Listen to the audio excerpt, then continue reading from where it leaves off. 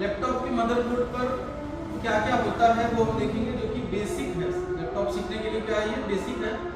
देखिए सबसे पहले यहाँ पे एक डीसी जैक होगा जिसमें डीसी इन होता है।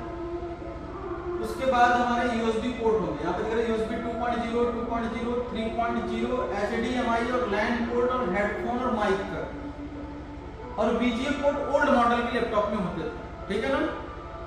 फिर हमारा नेक्स्ट जो होगा वो क्या होगा, बैटरी कनेक्टर होगा। लैपटॉप में बोर्ड पे क्या होगा, बैटरी कनेक्टर होगा। ये बैटरी इंटरनल भी होता है और क्या होता है, एक्सटर्नल भी होता है। सारा कुछ हम ड्रॉ किए हैं अभी जस्ट। इसमें हमारा ऑप्टिकल डिस्क डीवीडी रोम का भी कनेक्टर होता है और एसएसडी का साटा कनेक्टर भी होता है। एसएसडी का क्या होता है, साटा। पुराने वाले हार्ड ड्राइव जो होते थे वो साटा पे भी आते थे और पाटा पे भी आते थे। पाटा वाला लैपटॉप में नहीं आता है, वो तो डेस्कटॉप में आता है। तो साटा का कनेक्टर जो होता है हार्ड ड्राइव का, उसके जगह पे हम एसएसडी लगा सकते हैं, ठीक है। उसके जगह पे हम साटा एसएसडी लगा सकते हैं। M2 जो NVMe आने लगा है, एक M2 SSD लेटेस्ट लैपटॉप में आपको दिखेगा जो NVMe SSD होगा, जो साटा पे नहीं है। RTC सेल होता है, LCD कनेक्टर होगा और एक SD कार्ड के लिए अलग से पोर्ट दिया होता है। लेटेस्ट में भी होगा और ओल्ड में भी होगा।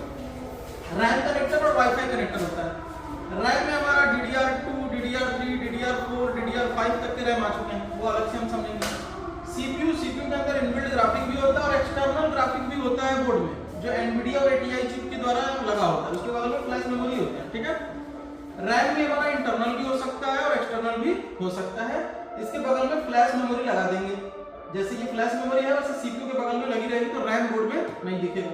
एक TCH होगा और एक IO चिप होगा और एक BIOS होगा, ठीक है। अब इन सभी चिप को ऑन करने के लिए क्या चाहिए, पावर IC चाहिए, क्योंकि पावर के बिना ये चिप तो ऑन होंगे नहीं, क्योंकि इनको तो पावर चाहिए होता है हैवी पावर करंट के साथ में।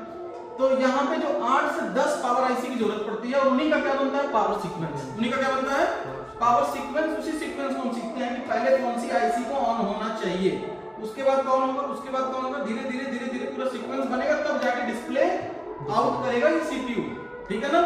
तो पावर सीक्वेंस से हम पावर क्यों रिपेयर करते हैं, क्योंकि एक एक IC को ऑन कर सके, ठीक है ना, इसलिए हम पावर सीक्वेंस देखते हैं। तो इस तरह से समझ में आ रहा है बोर्ड का ये लेआउट है, ठीक है।